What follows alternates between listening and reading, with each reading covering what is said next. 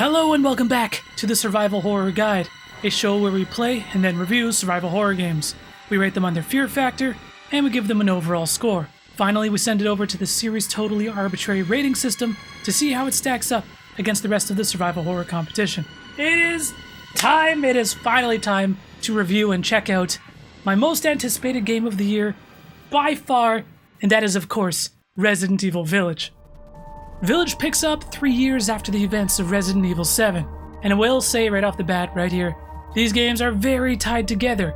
You certainly could play Village without playing 7, but the game is greatly enhanced having gone through 7 first, which works great for us because we just revisited 7 a couple weeks ago. There's even an option right at the beginning for a recap of the previous game's events, which is nuts because this is a series that, let's be honest, has never been about the story.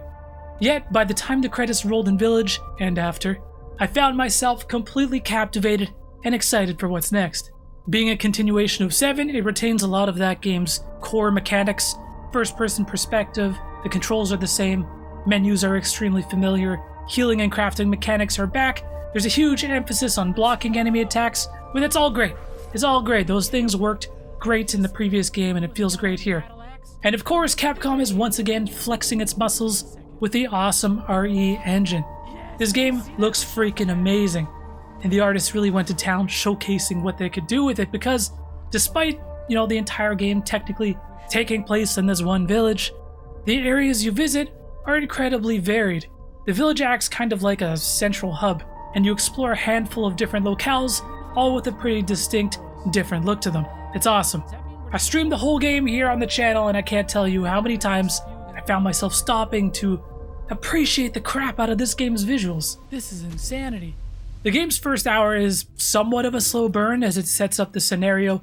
Ethan arrives at the village, his daughter has been taken, and he's on a mission to get her back at all costs. If you were like me and you played, one of the various demos, you'll be really familiar with the first couple locations, but after that, it's totally a different story. What did I fucking say? Whoa! And you'll learn that the demos really just gave a small taste of what was to come, because once the game really hits its stride, it moves at a pretty breakneck pace. Some may be a little disappointed that the internet's favorite character, Lady Dimitrescu, in the grand scheme of things plays a fairly small role in the game, basically just confined to the castle portion, which is maybe 1 to 2 hours, which, personally I didn't really mind, but I swear Capcom was not prepared for how popular that character ended up being. So the game's basically structured like this. Start at the village, go do this thing, come back to the village, go do another thing somewhere else, come back to the village again, and so on. And each of these expeditions to one of the village's various locales is truly a different experience, both aesthetically and gameplay-wise. Oh, shit. Each of these areas presents some sort of different, unique challenge or obstacle, some requiring little to no combat at all. And that's great for keeping players on their toes and preventing gameplay from getting stale, but it also comes at the expense of making things somewhat uneven. Certain parts of the game I enjoyed way more than others. There's a chunk of the game, for instance, that takes place at this factory that I just found more tedious than fun, but it's still not as bad as, say, like the cruise ship sequence from Resident Evil 7, which really derailed that game's momentum. Funny enough, the one area in Village that you visit that has zero combat, none at all, ended up being one of my favorite sections of the game. It all takes place in this single house and you're trying to solve this puzzle, and the game goes full horror mode here, and it's freaking incredible. What's funny is, I'm sure some people will probably hate this part, but I absolutely loved it. Oh, fuck! Village also plays a ton of homage to Resident Evil 4, which, being one of my favorite games of all time, is pretty fantastic. I mean, RE4 is the game that first brought forward the idea of being trapped in this creepy-ass, desolate village, trying to survive the onslaught of attacks from said village's inhabitants. The opening sequence in particular was super familiar, being fed to the wolves right away as you're being attacked by this giant horde of enemies, barricading doors, just trying to survive, only to have them be called off by the ring of a church bell.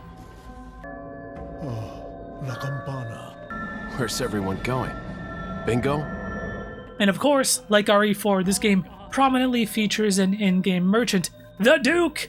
I love the Duke! He's so much more than a simple, random-ass merchant. He actually plays a role in the game's story as well. he's a super endearing character. This game is it's like a mashup of Resident Evil 7 and Resident Evil 4. Two excellent freaking games. Not quite as slow and horror focused as 7, and not quite as shoot 'em up action-y as 4.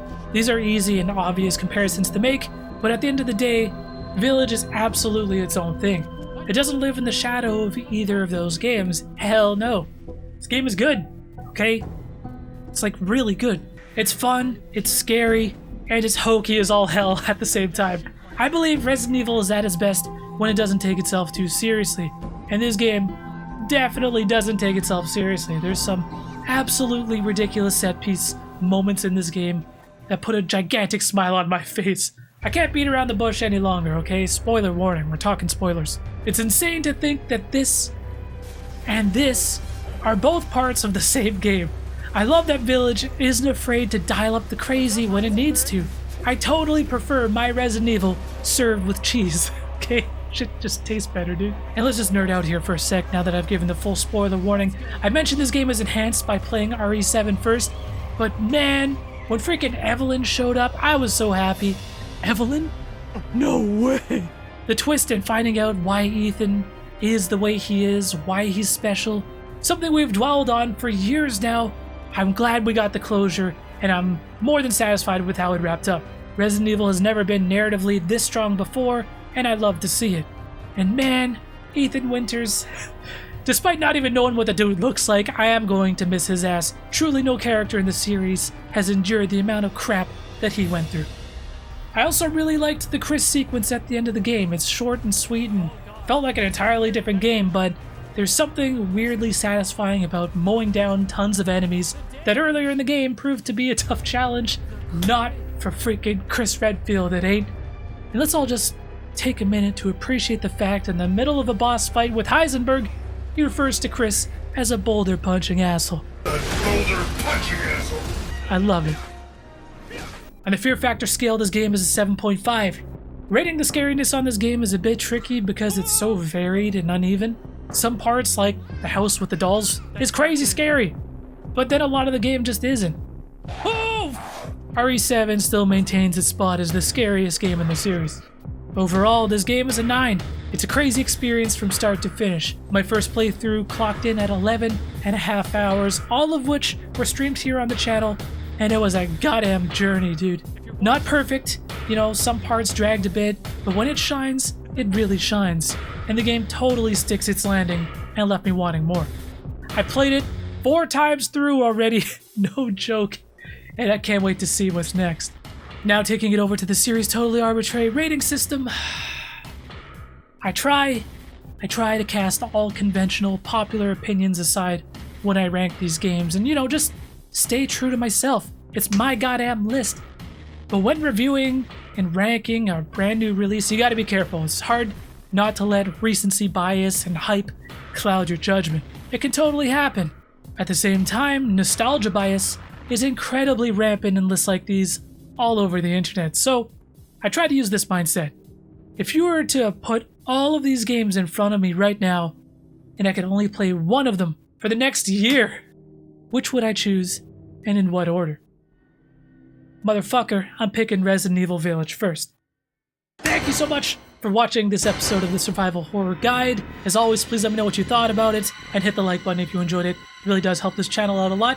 And we streamed this entire playthrough here on the channel, which you can actually catch the archive of over on the Let's Play channel, RF Gaming, so check it out if you want to watch and experience our entire journey, because it was a ton of fun.